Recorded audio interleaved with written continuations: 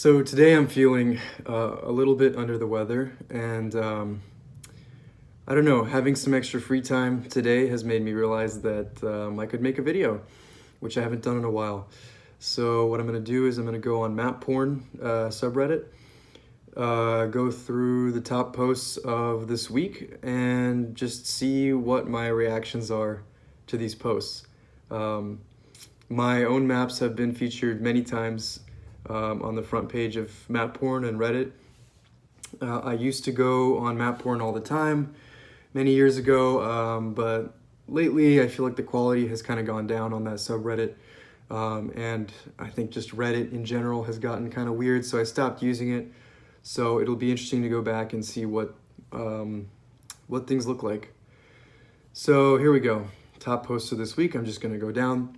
This could be a very boring video. We'll see. Okay, atheists are prohibited from holding public office in 8 U.S. states. Interesting. So, yeah, my first reaction is that there's some sort of BS going on here. So if we click on it, let's see. I'm a lawyer and database, so I looked it up. Yeah, so, okay, as I imagined, yeah, this is unconstitutional. And a state going through, so the reason the laws are still there is just because the state hasn't bothered to remove the laws from the books since they're already unconstitutional.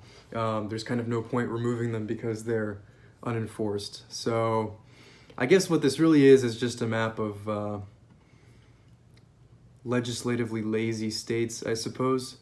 Yeah, many were meant to be inclusive. I mean, it looks like I guess, I don't know about Pennsylvania, but a lot of these states are very Protestant. There might be some Protestant Catholic things going on there. And that does seem to be the case here based on this comment. So, okay, this is a good one. Definitely thought-provoking. Let's see.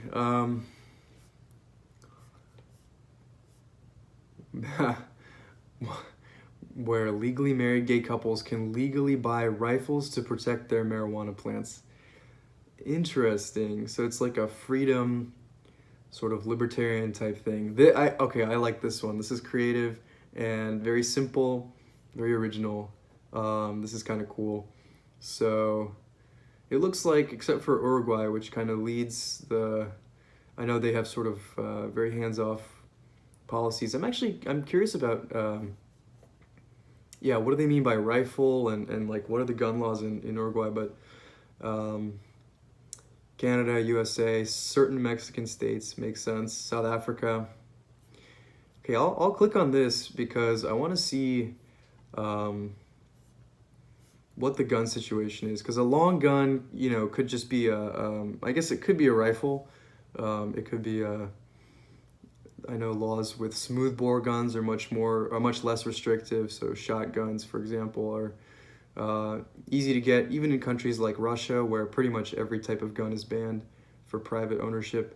In Oregon, you can only use a gun to protect a person, not property, so you cannot use it to protect your legal crop, gay or not. That's true. I guess a lot of jurisdictions only allow a person to own a gun for the purpose of protecting themselves, or I suppose their family.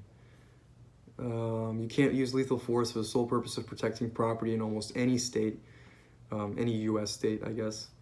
That's interesting. Not something I knew.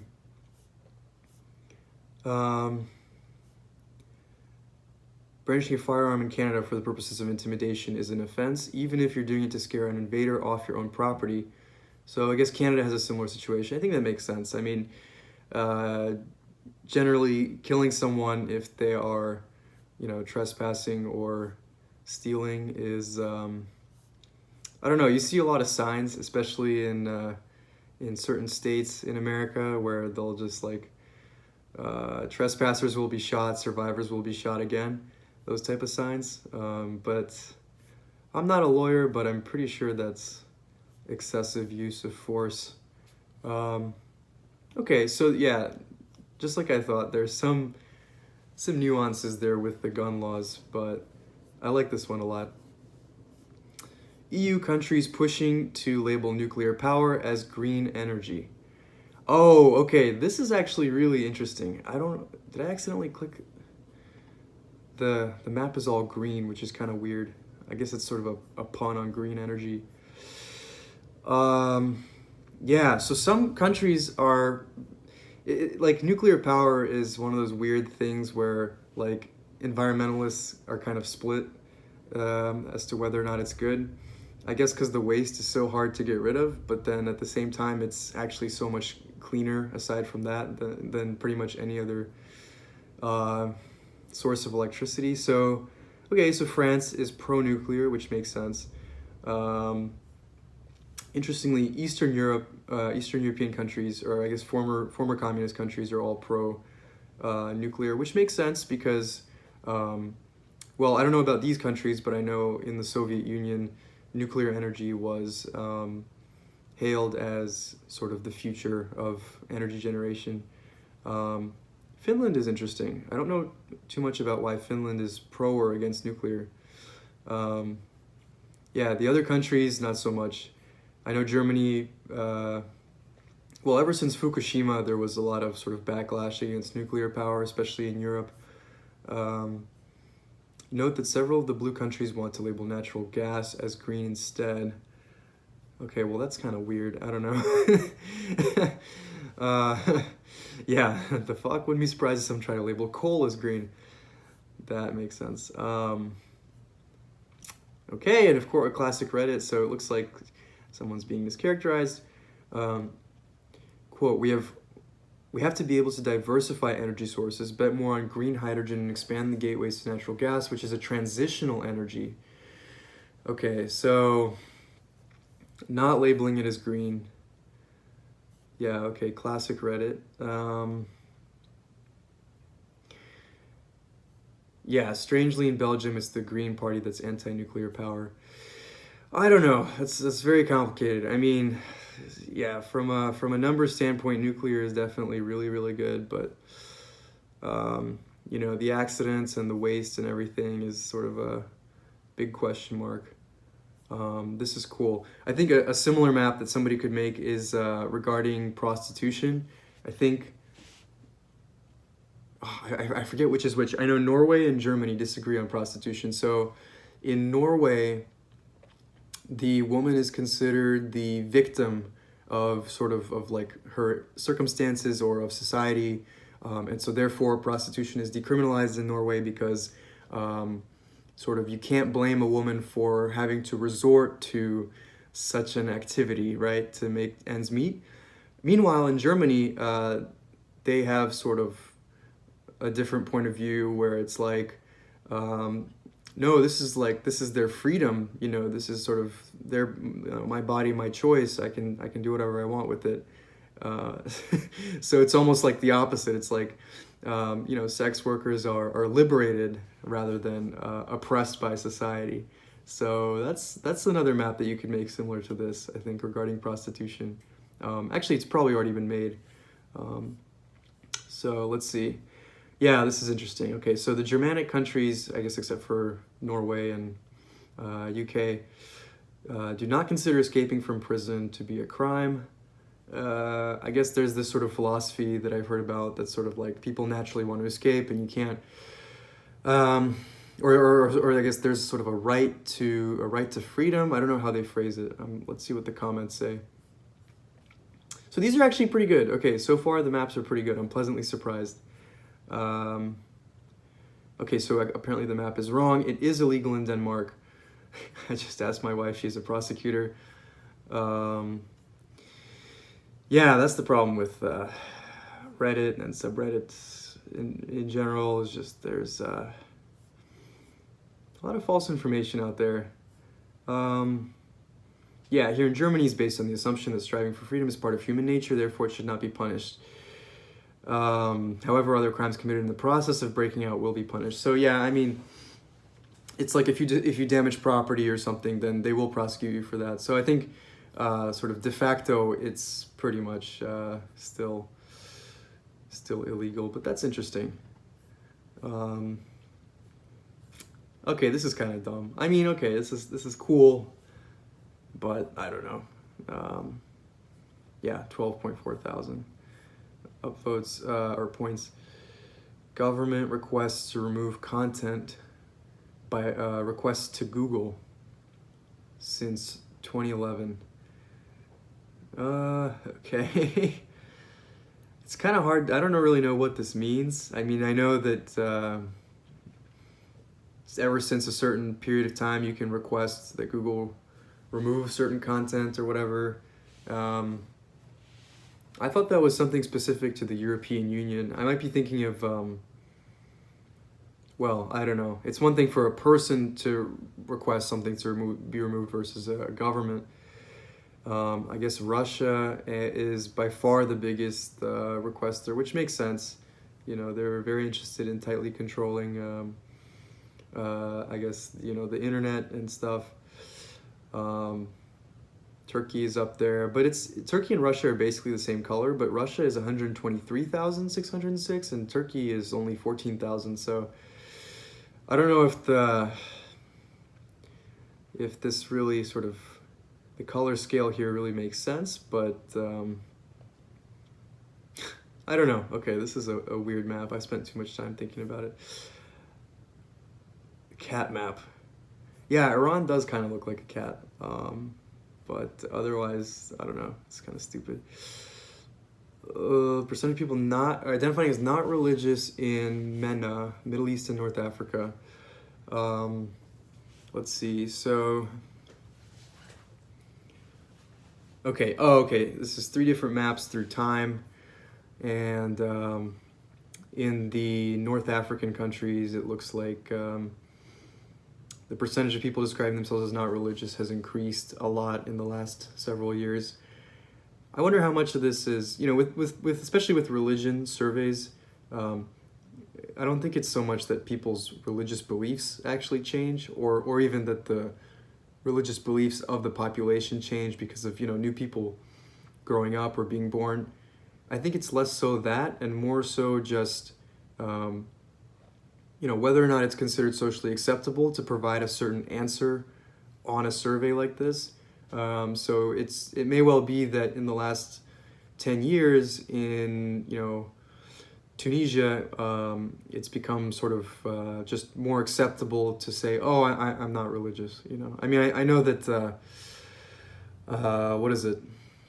Yeah, no, I mean, it makes sense. It's an interesting shift. I mean, it's interesting that Yemen, certain countries haven't changed at all, like Iraq and Yemen, Sudan. Jordan hasn't really changed that much. I mean, 4.6%. I suppose there is an upward trend, but it's very small. The coloring is a bit weird here, though, I will say, because Lebanon went up by 3 points from 13.5 to 16.6, and it went from this dark orange to this almost getting into like lime green, just bright yellow territory, which suggests a huge change, but you know, the change is the same as, for example, like 7 to 12.9. That's almost a 6-point difference, but in terms of the color scale, it doesn't look as big. So yeah, also something to watch out for is just these type of color scales, especially in this area right here, 10, 15, 20. These gradations are not perceptually sort of equal, and so it's sort of misleading. It makes this look like there's a bigger shift than there actually is. So I'd be interested in maybe recreating this map with a better color scale. Okay, the minimum ages in which children in each country can be sent to prison. All right, this first, so there's some sort of nonprofit logo here, which means this is probably very biased. Yeah, Australia is here, minimum age recommended by the UN. So this is like a very sort of propagandistic sort of map. So we have to watch out here. The color scale kind of sucks. I mean, it makes sense, actually. So they define sort of what's considered okay as the minimum age recommended by the UN. And everything at or above that is green, which typically stands for okay. I mean, there is, of course, the whole colorblind thing with red and green, but you know, I don't think that's the concern here. So okay, so what does the map say? I mean, it's seems kind of random. There are some patterns. I mean, Scandinavian countries, it seems to be older age. In the US, it's age 7. I mean, I wonder how it's different by state. Maybe even in Australia, it might vary by state. I mean, there's just so much going on. It's like, at least in the US, there's different levels, right? There's federal, state, and local prison. There is, there's juvenile detention, and there's different levels of juvie, and then there's you can be tried as an adult. So I'm guessing what this represents is how young you can be, at least for the US number, how young you can be to be tried as an adult. This is something where, yeah, okay. No Greenland, no problem. That's funny. I mean, here it's actually not that big of a deal because, I mean, Greenland, presumably, even if it does have different laws from Denmark, I don't know, we're really not missing much here. Okay, this map is inaccurate with many countries. Yeah, that makes sense. Okay, yeah, so people are questioning here, what does prison actually mean, right? Because it's just so different across different countries and even within different countries as well. Incarceration, including juvenile detention. Yeah, Brazil is already a prison, that's funny. In Argentina, you won't actually go to prison unless for political reasons. Okay, so that's just a cynical comment. Okay, the chart actually shows the minimum age of criminal responsibility in each country, not whether children get sent to prison, quote unquote. Okay, in the UK, England, and Wales, the age is 10, between 10 and 17, as a trial in a youth court, unless it's a serious offense like murder. Okay, that sounds similar to the US. Not a lawyer, but from what I understand, it sounds pretty similar. If imprisoned, they are sent to a secure unit for youth offenders, not an adult prison, so it's juvenile prison. The purpose is to rehabilitate, and they go to school and stuff like that. So this is overall pretty similar from what I hear about the US as well. In Scotland, the age is 8, but only those over 12 can be charged with a crime and go to criminal court. Yeah, so it seems like this whole thing is just, just sort of very arbitrary and misleading. And you can already tell whenever there's like one of these like nonprofit logos on the map, it's going to be BS because they're trying to push a very specific message. So, and in fact, I kind of wonder what the whole point of this nonprofit is. I mean, if this number, the age of criminal responsibility, is sort of arbitrary and generally fair across countries, what is this Queensland raise the age trying to do? I don't know. Oh, I saw this somewhere else. Yeah, this is, okay, whatever. It's kind of a shit post, to be honest. This is an advertisement.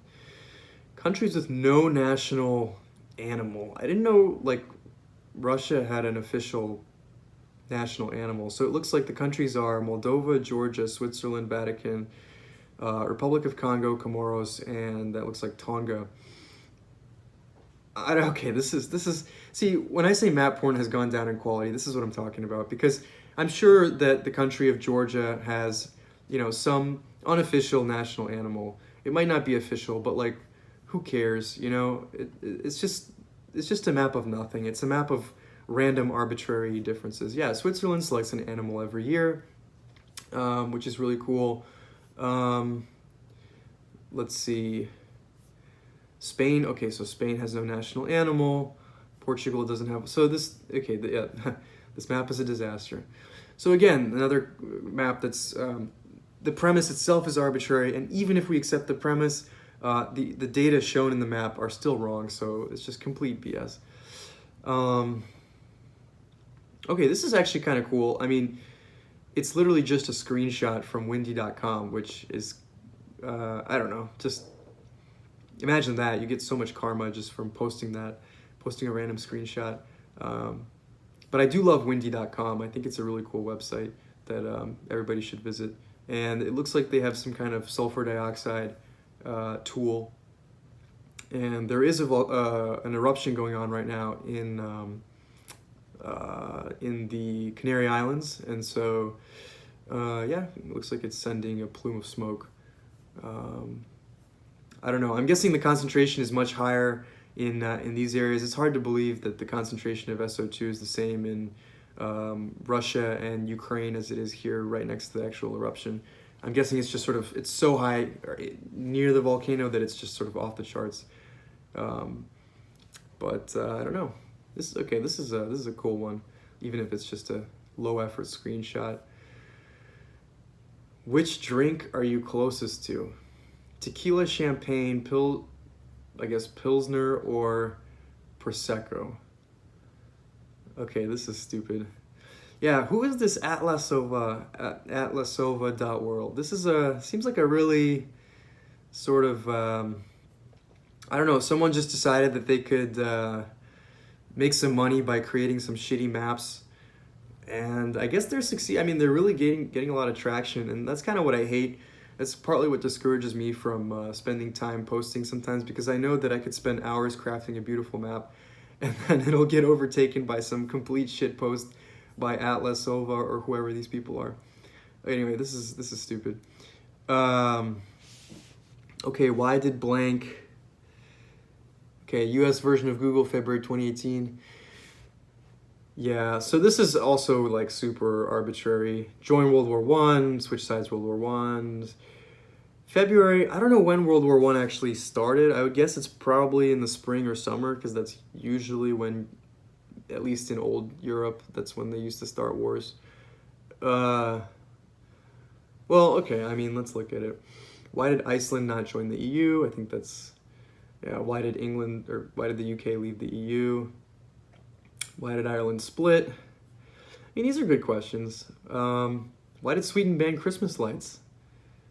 Probably some environmental thing, actually, I don't know. Why did Norway knight a penguin? Why did Finland join the EU? Join the EU, join the EU, join the EU. Why did Belarus leave the Soviet Union? I mean, I don't know, everyone just kind of left. Russia left the Soviet Union, which is interesting. I'm sure some of you know that the last Soviet republic to officially leave the Union was actually Kazakhstan. And so for a few hours on December 25th, 1991, the Soviet Union consisted entirely of present-day Kazakhstan, which is kind of funny. So why did Ukraine join the Soviet Union? That's kind of a weird, stupid question. Yeah, these I don't know.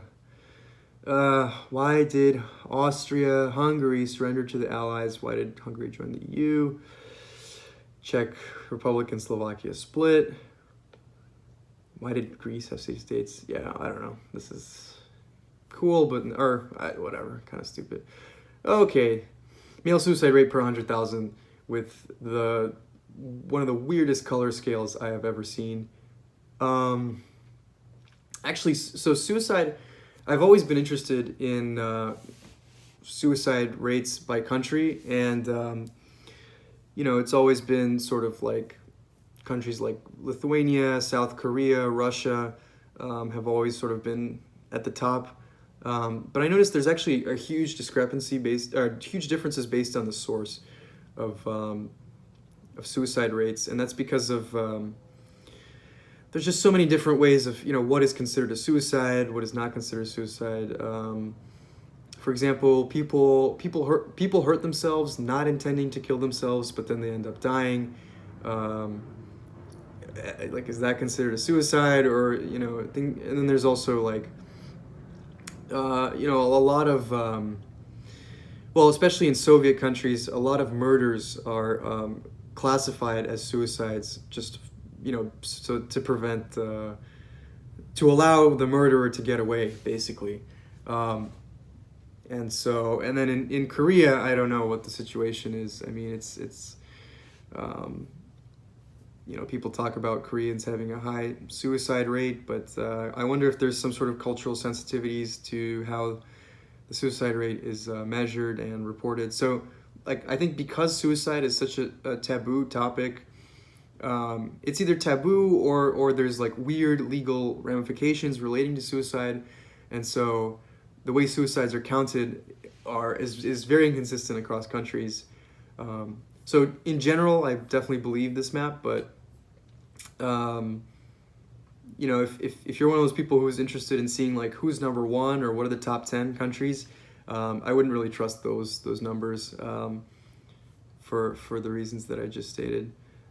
So this is an interesting topic, but the map is really bad, and it also looks like it's made by mapchart.net, which it's a very useful website. I appreciate that they provide the tools out there, but come on, I mean, there needs to be, and maybe there already is, I mean, let me know if this exists, but there needs to be like a high quality version of MapPorn, you know? That's something I'd be interested in actually viewing and putting my original content on there. Okay, this is cool. Vasco da Gama's first voyage to India. That's funny. Looks like he got blown away or lost or something. Yeah, this is interesting. I like maps of historical topics because I feel like these are things that are sort of not covered a lot. So this is cool. So he started in Lisbon, went to Cape Verde, and then went through St. Helena. That's interesting. I guess that's because of the currents and the winds and stuff. Cape of Good Hope.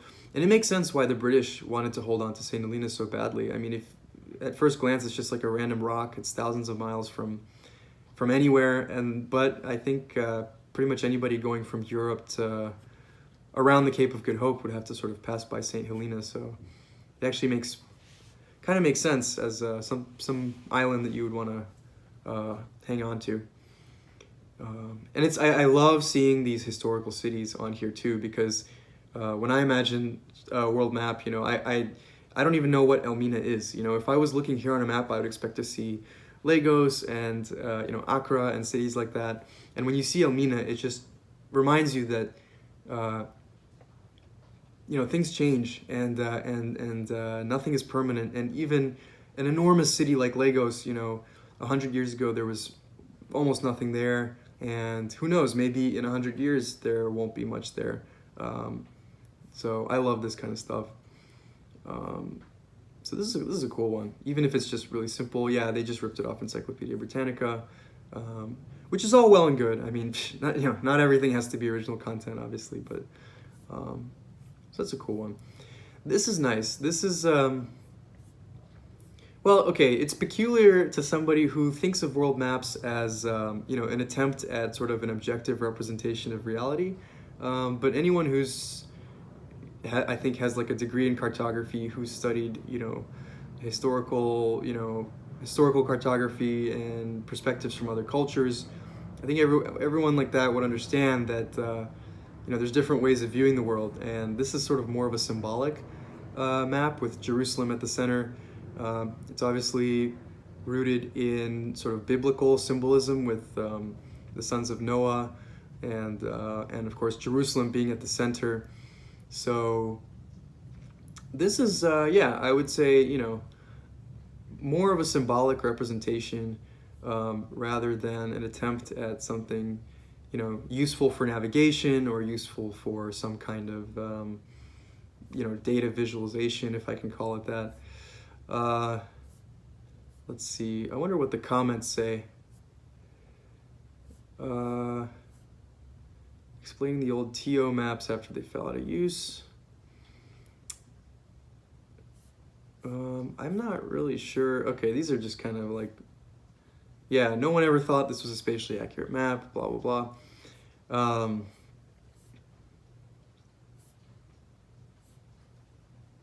Yeah, I mean, yeah, so comments are pretty much echoing what I was saying just now. So this is cool. It shows a different side of cartography, which I think especially in the 21st century with all our data and everything has kind of you know, fallen by the wayside, I think, and exists. Obviously this is from the 16th century, but there are 21st century versions of this, but they exist mostly as sort of really weird memes or things not really seen by many people. So this is a nice, thought-provoking one.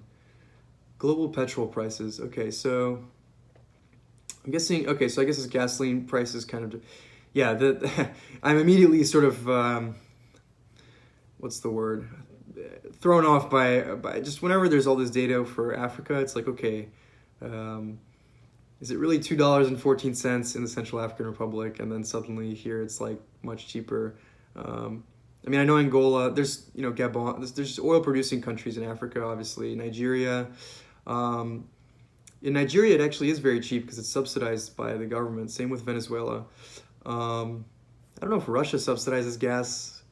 I think it might. I don't know. It's easy if you're a big oil producer to subsidize gasoline because you just take the oil profits and just put them right back into the gasoline prices. So okay, wait a minute. So okay, this is per liter. Sorry, this is cost per liter. So in the U.S., it's about 93 cents per liter, 3.8 liters per gallon. So I have to convert to dollars per gallon because I have only ever bought gasoline in the United States, and so I've only ever seen dollars per gallon. But it's it's like 350, which I guess is, I don't know how old is this map? September 2021. So yeah, I'd say it really depends on where, and it really depends on geographically throughout most of the U.S. The price I would say is closer to $3. But if you weigh it by population, most people live in areas, bigger cities, especially in states that have higher taxes on gasoline, like California or New York. So 350 seems about reasonable to me. I was in Chicago recently. I saw $4. In California, it's $5. So, which is crazy. Like, these prices would have seemed astronomical, even as recently as 10 years ago. So, yeah, in the UK, it's about twice what it is in the US. I mean, everybody knows that Western Europe has very expensive gasoline. Yeah, I don't know. Overall, kind of a cool map. I think it's misleadingly precise. I think that, I don't know. I would have excluded more sort of African countries and countries where there's, I can't imagine there's like a standard distribution network for gasoline in many of these countries. So it doesn't really make sense to put a price. So yeah, but otherwise this is kind of cool. I appreciate it. I wish they had done a better job with placing these annotations. I think they're just kind of distracting. So, okay, this is weird. Civilians crushed by military vehicles in Turkey from 2008 to 2018.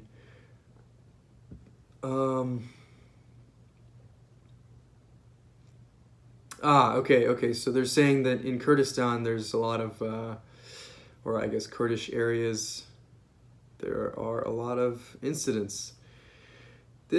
Another nonprofit logo here, Catapults. I don't know what it is, but I'm guessing it starts with a K. Maybe it has something to do with Kurdish movement. I don't know, Kurdish rights, which is cool. I have nothing against that. But again, you have to analyze these things in terms of it is a propaganda piece, whether you support it or not. And I don't know. I mean, at least from what I heard, certainly Turkey does not treat its Kurdish population very well. So it could well be that, Kurdish civilians are more frequently accidentally crushed compared to other civilians of other ethnicities. But I suppose that is the conclusion that they want us to draw from this map. So we have to be careful. So I'd have to do more research. It looks like there's a ton of comments here. So maybe there will be some light shed on this issue in the comments. But so yeah, so there is a sampling bias, right? Because there's no military vehicles outside of this region for the most part. They're not really roaming the streets. So of course, you're going to end up having more people crushed by military vehicles in areas where there actually are military vehicles in civilian locations. Yeah, so there's a lot of sort of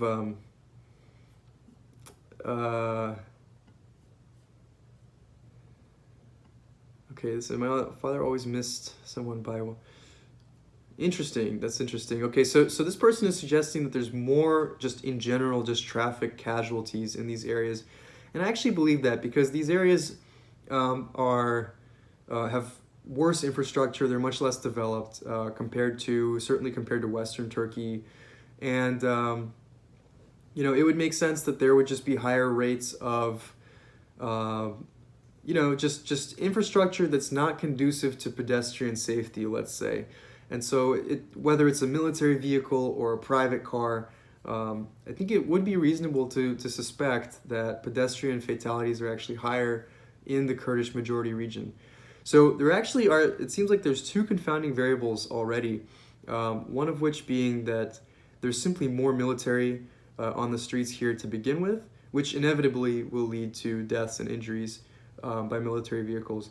And the second confounder is that the infrastructure there is just terrible and not great for pedestrian safety at all. And so any vehicle driving down the street is going to be more likely to come into contact and hit a pedestrian in areas that might not have good sidewalks, crosswalks, stoplights, etc., compared to a place like Istanbul where I've been, and it's extremely developed. So that's very interesting. I have I don't know much about the Kurdish conflict, and I don't have much to say about that politically, but it certainly is interesting that there are these two confounding variables. Countries that do not recognize Armenia. Okay, so Pakistan doesn't recognize Armenia as a country. That seems kind of random. I guess we got to go to the comments again just to get some sort of explanation here. So,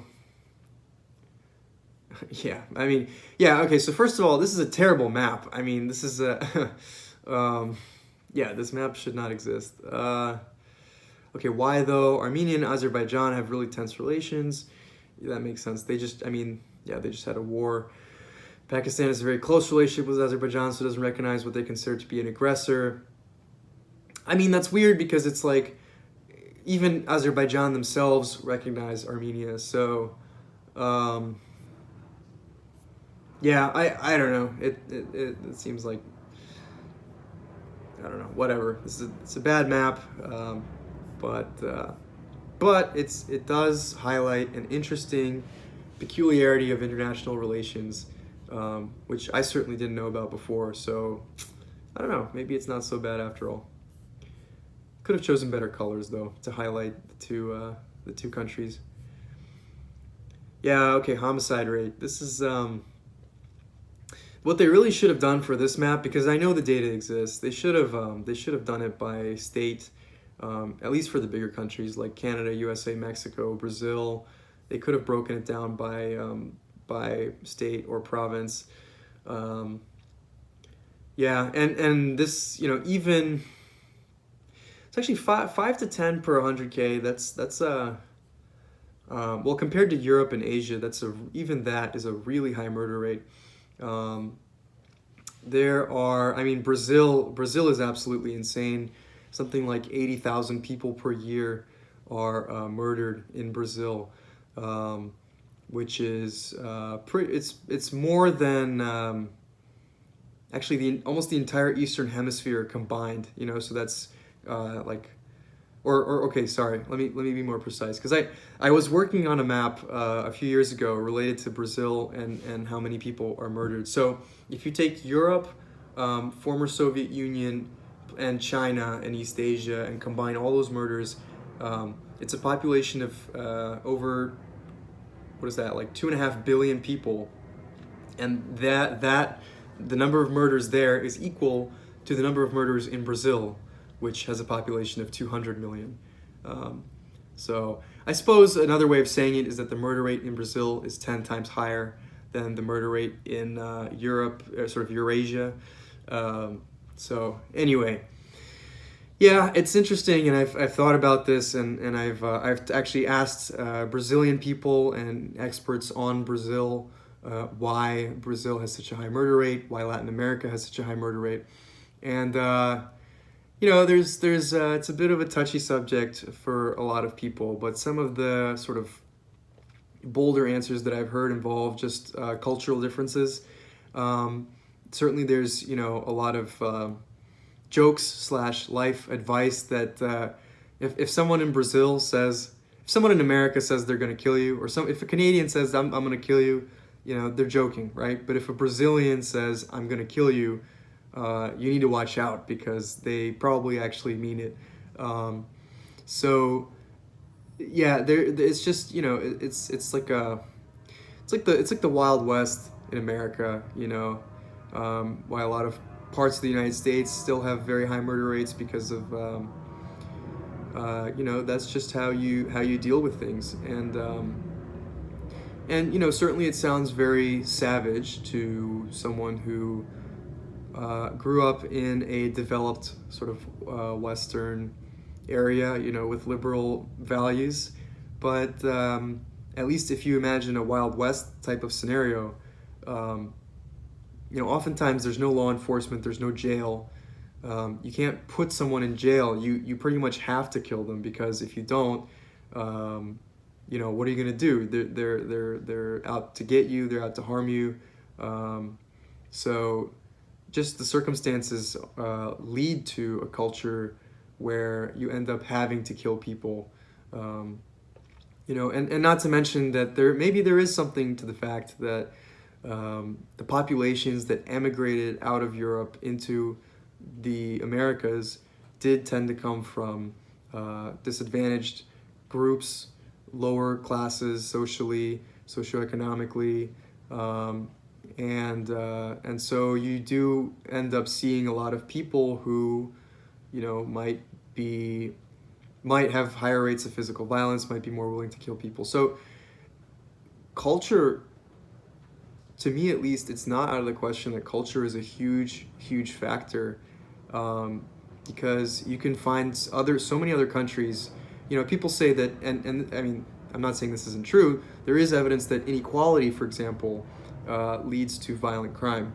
I think actually Steve Levitt did research on that in Chicago, in the context of Chicago. So not poverty necessarily, but inequality leads to, or is associated with, and potentially causally linked with violent crime, including murder. But you can find plenty of countries that are very unequal, that have you know, much lower murder rates than any of these Latin American countries. You know, and so you could do that with pretty much any explanation. So anyway, the reason why the homicide rate is so high, at least to me, is still a mystery, but I'm willing to bet that it has something to do with the origins of the populations that make up the Americas, and has something to do with culture, at least in my opinion.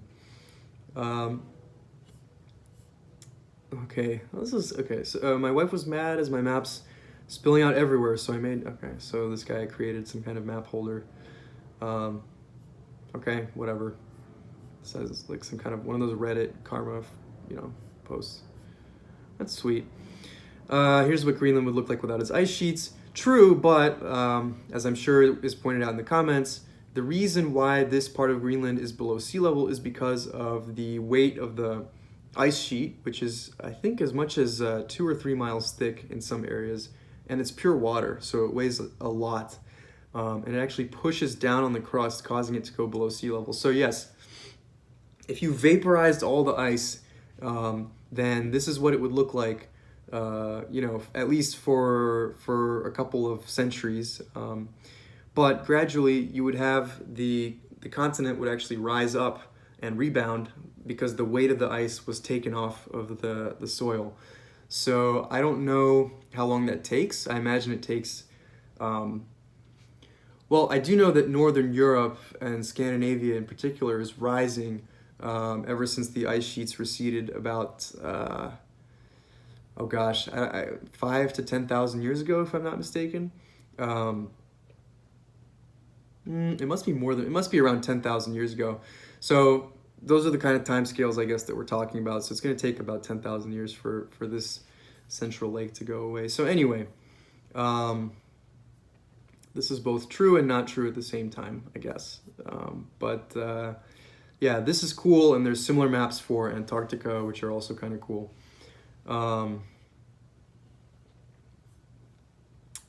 Yeah, so like Finland, I mean, yeah, so the area would rebound.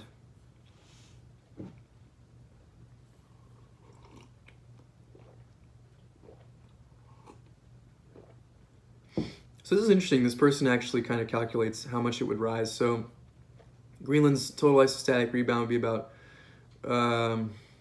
565 meters.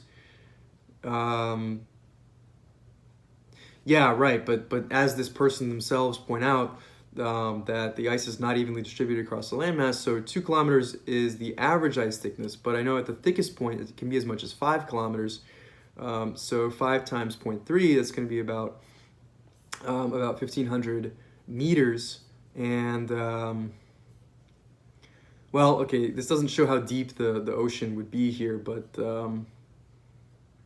well, okay, if these areas are 1,000 meters above and the rebound will be 1,500 meters, it's, at least to me, it's fairly certain that that I think this would all pretty much rebound. So this is a cool map. All right, let's do a couple more. Road to Gay Marriage from the LA Times. So let's see. Yeah, so interestingly enough, a lot of states, so obviously now it's, there was a Supreme Court decision and it became, gay marriage was legalized everywhere, or states were prohibited from banning it, I should say, and from not recognizing it. In the early 2000s, so there were no state laws against gay marriage or same-sex marriage, and then as that became sort of a topic of conversation nationally, only then did you see states actually banning same-sex marriage. I guess up until a certain point, for most people, it was not even really sort of imaginable. Just the idea of gay marriage. I mean, it wasn't on people's radar. And so you can see in the very beginning of this animation, let's see, what category is that? Legislative ban on gay marriage. So, you know, most states had a legislative ban, but didn't have a constitutional ban, and they didn't have, and some states, including at the time and currently very deep red conservative states, did not have any sort of ban on gay marriage. But later on, Texas, for example, went from being completely agnostic to having the state constitution ban gay marriage. But you know, state constitutions are much more flexible than the national constitution. So I think it's well, I don't know. I don't know what the procedure is to change the constitution of every state, but I know that for example, in the Virginia state constitution is just, I don't know, like hundreds of pages long, if I'm not mistaken. So sure, you know, it's pretty easy, relatively speaking, to tack on something to amend the state constitution compared to the national one. So seems like what happened here. And then once you progress, it's pretty much along political lines here in 2013-ish. So it's a cool animation. Yeah, and of course, LA Times is, they're one of the newspapers that have sort of a really strong, I would say, cartography. Well, they don't have a department, but they care a lot about making good maps, and they care a lot about things like color scale. So here, for instance, they didn't make it red or green, which is, you know, not only not very colorblind friendly, but also, you know, presents, I mean, this is actually a moral issue, right? But it presents sort of a moral, in many people's minds, it's red and green automatically means bad and good. So they avoid sort of that whole rabbit hole. So, you know, this orange and purple is a deliberate choice, and it's very nice. And this is an awesome map. I'm glad it was shared. All right, let's see. Percent of births outside marriage across the US and the EU. Now that's interesting. I hope that the sources are correct. So this looks like, okay, this is original content, and this person did seem to cite their sources. Statista, okay, Statista is a data aggregator site, so it's kind of like citing Statista is kind of like citing Wikipedia. So I don't know about that. But you know, okay, just looking at the map here for the U.S., this seems okay. This is the CDC. Okay, so the U.S. data The US data is legit.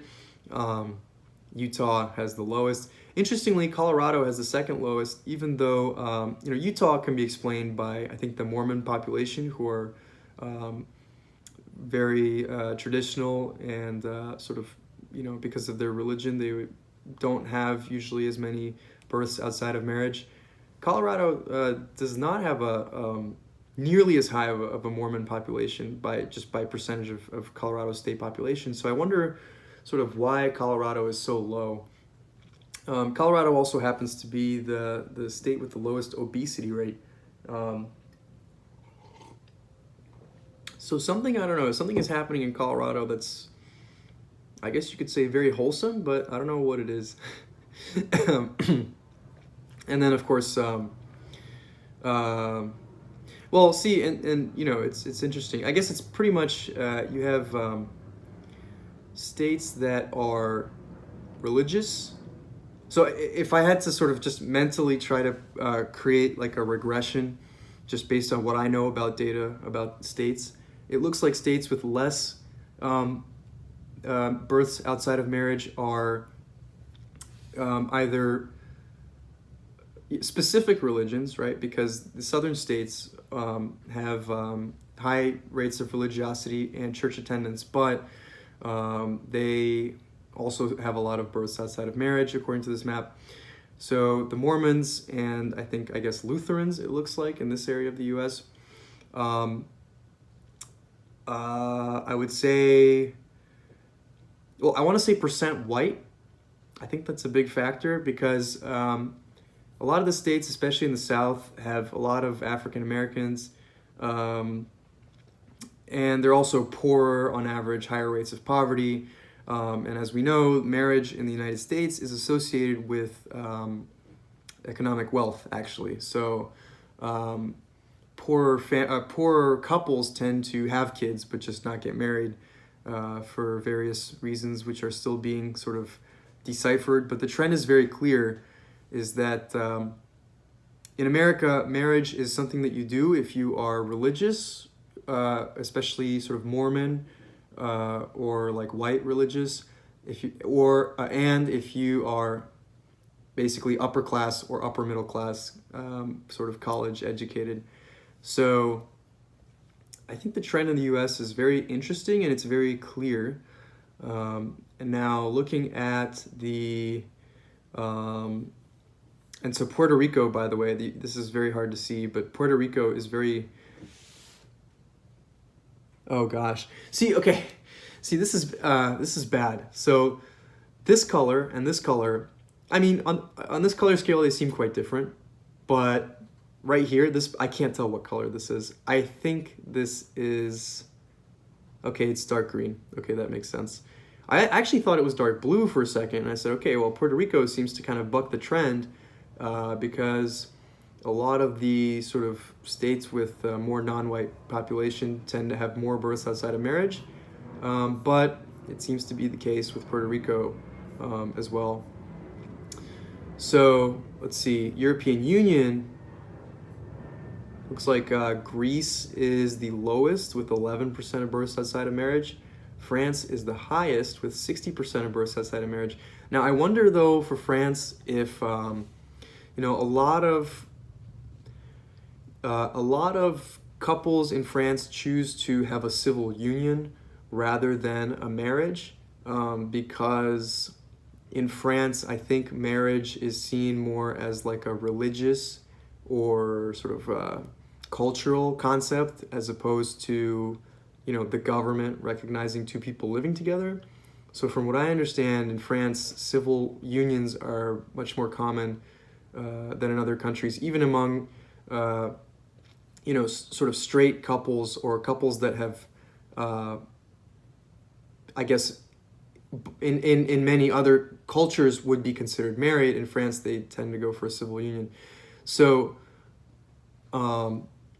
so I think that explains sort of the high number in France, and that's kind of why I wonder, is this data slightly biased? Because if a man and woman are living together, or I should say, if a woman is living with, a stable long-term partner, it might be essentially the same as being married. It's just like legally considered a different category. So I don't know. The numbers here might be difficult to compare between the two. But aside from that, yeah, I mean Sweden. I don't know. This is an area where I think especially for the European countries, I would rely on the comments to at least sort of illuminate a little bit. Well, why is France so high up? It's long and complicated to get married, and you can get most of the tax benefits from just a civil union. So my hunch is correct. In France, if you have a civil union, essentially gives you the civil perks of a marriage without being married. So from a government standpoint, people are technically not married, they're just in a civil union. The legend is stupid. It's not 25% and more, it's 25 to 34%. And even if it's written underneath, why bother?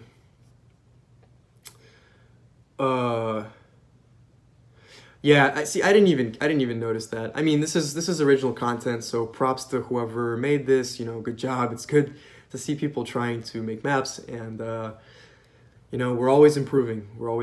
So that is a valid criticism, I think. And then what I said about the color scale also is very valid.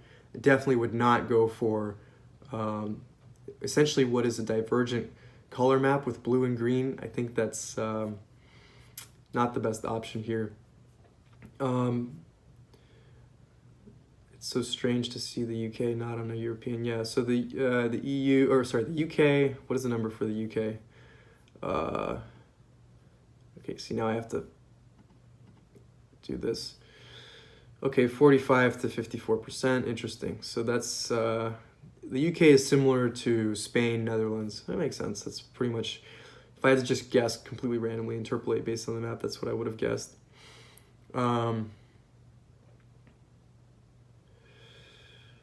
Okay, what's the source? Yeah, I don't know. This is weird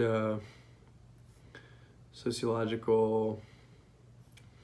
Yeah, no, I don't. I mean, free birth control reduces teen pregnancy, but that's Colorado's teen pregnancy rate is not that much lower than other states, but their out of wedlock births is much lower. I think it's a cultural thing. It has to do with for especially the reason. Well, see, I didn't want to get into this because this is sort of speculation, but one of the reasons why in America lower classes don't get married as often is because, first of all, having a wedding is a big expense, and second of all, there's sort of these expectations that have been built up in our culture that this person has to be perfect for you. You have to spend the rest of your life with them. You have to have a large, extravagant, beautiful, expensive wedding, and so all these reasons make marriage intimidating for a lot of people. With or without the wedding, just the social expectations of marriage make it very intimidating, and so it's something that essentially becomes a luxury good. So you can only afford to become married if you are very well off and basically are already comfortably settled. I would love to see some statistics for the US at least on how long people have known each other until they've gotten married. Because, yeah, I don't know. I actually have no idea what that number would be. Because, some people, they're dating for like 10 years and then they get married. But then other people, of course, it's only a few months. And they tie the knot. So I don't know. I'd be curious to see that. But yeah, Colorado's an interesting case. And to be honest, it could also be a matter of color scale. So it could be that Colorado is 24% and neighboring Wyoming or Nebraska is 25%. But because of the arbitrary color scale, it looks like a totally different value. So there is that as well. Okay, so we're getting close to an hour here, so this is going to be my last one. Wild camping in Europe. Legal, illegal but tolerated, or strictly prohibited? That's interesting. So let's go to the comment section on this one. So in a lot of Scandinavian countries, I know there are a lot of laws and sort of legally perceived rights of I don't know what it's called, but basically you can walk anywhere, you can Beaches and things cannot be privately owned. And so I think it makes sense for, at least for the bigger Scandinavian countries, it makes sense that you should be able to sort of camp kind of wherever you want. Denmark, I mean, a lot of these countries just don't really have wilderness. Like, I don't think there's any part of Denmark that can really be considered wilderness. I mean, please correct me if I'm wrong, but Netherlands, Belgium, I mean, there might be some national parks that are probably very small, but I mean, I don't know. What does wild camping really mean, I guess? I guess this comment really takes that joke to the extreme, right? What does wild camping even mean in the Vatican, right? So in Norway, you can set up a tent anywhere. The problem with the Netherlands is we don't really have wilderness. Okay, so I'm not the only one claiming this. I mean, a lot of it is so in Mallorca, there'd be thousands of drunken British and German tourists trying to sleep. And that totally makes sense. I mean, anywhere where there's like a lot of foreigners or there's some kind of social breakdown, you're gonna get laws enacted where you can't just have random people sleeping there because you don't trust them or you don't know them. So I think that it kind of explains maybe Spain, Italy, France, a lot of sort of the Mediterranean countries, and although it says it's tolerated, so maybe in Mallorca it's not tolerated, but in illegal in Poland. You can just go to the woods and do what you want, no one's stopping you. Chance of getting caught is a different matter. This law is practically unenforceable. I mean, this is basically, it's like if a tree falls in the forest and nobody hears it, did it actually fall, right? If a tent is pitched in the forest and nobody saw, was it actually even there, right? So kind of a weird map. I don't know. The more I think about this map, the more I realize I highly doubt that somebody really went through all the laws of these countries and compiled all the laws. So I don't know. Maybe this is based on some website that aggregated it. There's no source that's provided. That's interesting. So in Czechia or Czech Republic, it's illegal to camp spending several days, but you're allowed to stay overnight pretty much wherever you want if it's set up after 6 p.m. and gone by 9 a.m. and if you claim that there is no other option. Camping versus bivouac. Okay, that makes sense actually. Bivouac. So if you're like backpacking and you're just doing a one night type of thing, freedom to roam. Freedom to roam is the Nordic law that I was or legal principle that I was referring to earlier.